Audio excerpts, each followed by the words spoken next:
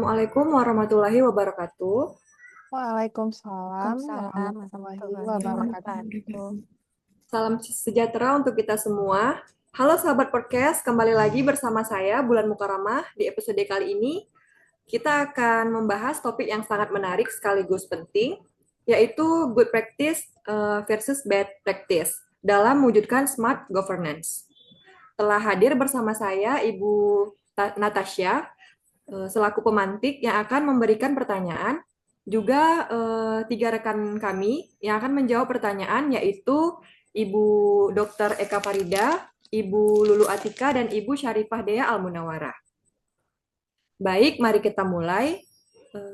Kami persilahkan kepada Ibu Tasya selaku pemantik untuk menyampaikan pengantar tentang apa itu smart governance serta bagaimana praktik baik dan praktik buruknya. Kepada Ibu Tasya, saya persilahkan. Terima kasih kepada Ibu Bulan selaku moderator dalam diskusi kita kali ini. Baiklah, saya akan menjelaskan apa itu sebenarnya smart governance. Jadi, smart governance itu pada dasarnya adalah tata kelola pemerintahan yang mengedepankan transparansi, efisiensi, pemanfaatan teknologi digital, serta partisipasi masyarakat. Contoh good practice bisa kita lihat pada digitalisasi layanan publik, keterbukaan informasi anggaran, hingga musyawarah pembangunan berbasis elektronik. Sedangkan bad practice-nya biasanya muncul ketika digitalisasi tersebut hanya formalitas, masih ada praktik KKN, dan aplikasi layanan tidak berjalan konsisten. Oleh karena itu, penting bagi kita untuk mengenali kedua sisi ini agar bisa mendorong tercapainya pemerintahan yang cerdas dan melayani. Baik, terima kasih atas pengantar yang sangat menarik. Sekarang saya persilahkan kepada pemantik mengajukan pertanyaan kepada rekan-rekan panelis.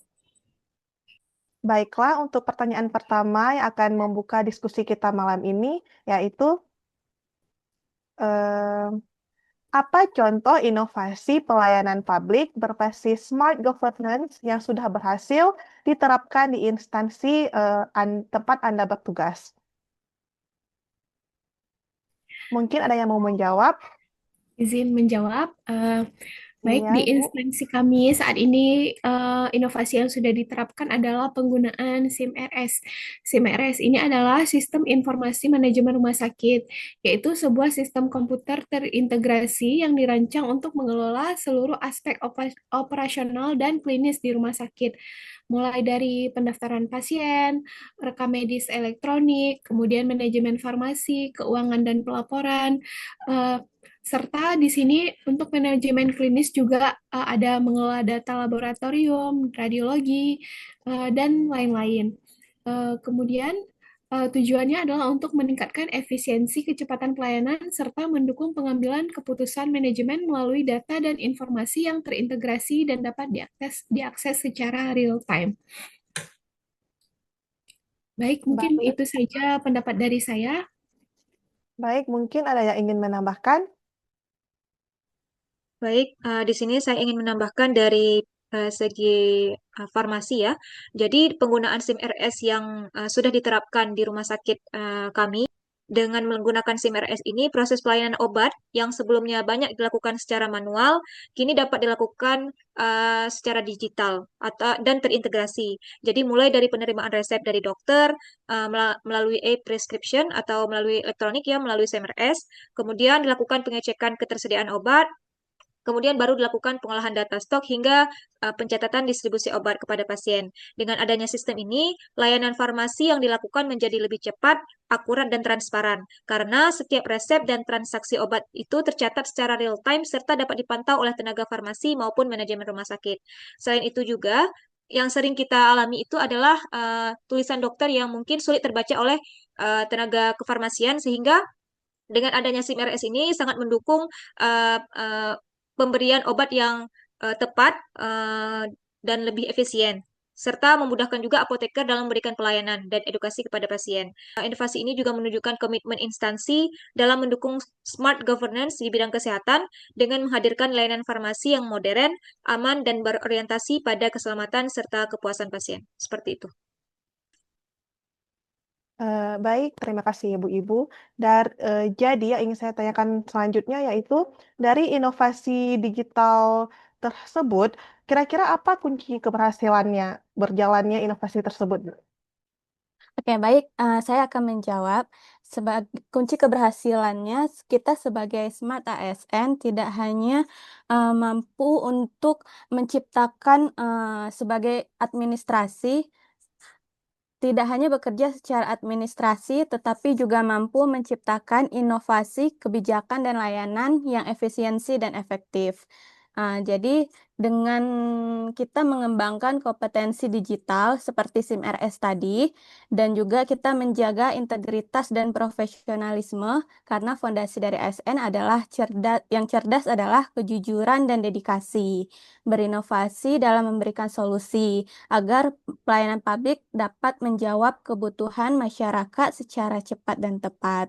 Dan kita berpikir visioner, turut serta dalam perumusan kebijakan yang berkelanjutan dan berdampak jangka panjang. Itu sekian dari saya. Baik, terima kasih Bu Ulu. Mungkin ada ibu-ibu lain yang ingin menambahkan? Izin menambahkan, Ya, Bu. eh, untuk penggunaan SIM RS di rumah sakit dan keberhasilannya itu sangat didukung oleh dukungan dari manajemen, kemudian kualitas sistem dan informasi, kemudian pelatihan staf. Karena kan staf kita sudah terbiasa dengan menggunakan kertas ya manual, jadi kan belum terbiasa menggunakan SIM RS, jadi harus dilatih dulu agar lebih mahir. Kemudian infrastruktur teknologi yang memadai seperti perangkat, kemudian jaringannya, di mana di rumah sakit juga saat ini masih sering terkendala dengan jaringan, serta kita perlu fokus pada kepuasan pengguna dan kepuasan pasien. Mungkin dari saya itu saja. Baik, terima kasih. Terima kasih kepada Ibu Tasya. Selanjutnya saya akan izin untuk berdiskusi juga. Yang ingin saya tanyakan adalah apakah ada bad practice pada instansi ibu-ibu sekalian, yaitu di Rumah Sakit Teguh Pekan? Baik, izin menjawab, Bu Bulan. Berhubung saya pelayanannya ada di IGD Rumah Sakit Tengku Pekan, jadi untuk bad practice yang paling sering terjadi di IGD Rumah Sakit Tengku Pekan adalah pelayanannya yang lambat. Hal ini disebabkan karena masih terbatasnya sumber daya manusia, yaitu tenaga medis, kemudian terbatasnya juga sarana dan prasarana seperti tempat tidur dan alat-alat medis. Kemudian masalah lain juga bisa ditimbulkan dari kurangnya komunikasi antar tenaga medis, seperti misalkan pasien di ruangan ada yang sudah bisa pulang tapi terlambat dipulangkan, jadinya pasien yang baru datang tidak bisa masuk ke ruangan gitu. Jadi akhirnya pasien menumpuk di IGD. Mungkin sekian pendapat dari saya. Baik, terima kasih kepada Bu Eka. Kemudian saya ingin bertanya lagi, bagaimana pencegahan agar eh, keterlambatan pelayanan eh, bisa teratasi? Mungkin di bidang farmasi, karena tadi sudah dibahas di IGD.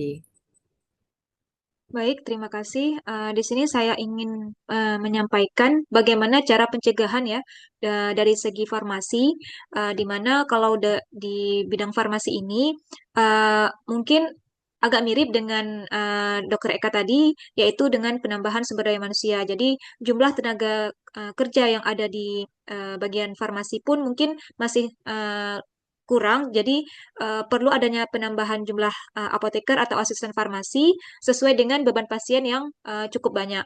Kemudian terapkan juga pembagian tugas.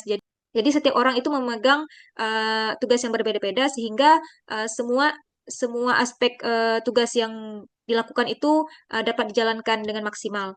Kemudian juga buat standar waktu pelayanan resep. Misalnya untuk resep yang racikan itu di berapa menit gitu. Jadi pasiennya juga diberikan informasi bahwa kalau memang ada resep-resep yang merupakan racikan itu mungkin agak agak sedikit lebih lama sehingga pasien bisa menunggu dengan lebih tenang karena memang dilakukan sesuai dengan urutan seperti itu. Baik, terima kasih. Penjelasannya sudah sangat lengkap. Terakhir, saya ingin bertanya, tetap di bagian farmasi ya, apakah ada alternatif cara terbaik untuk menghindarinya? Hmm, Untuk menghindarinya, seperti yang Kak Muna bilang tadi, dengan kita membagi tugas ya. Karena memang pelayanan di farmasi itu yang bikin lama itu adalah obat racikan dan kita juga ada obat kronis.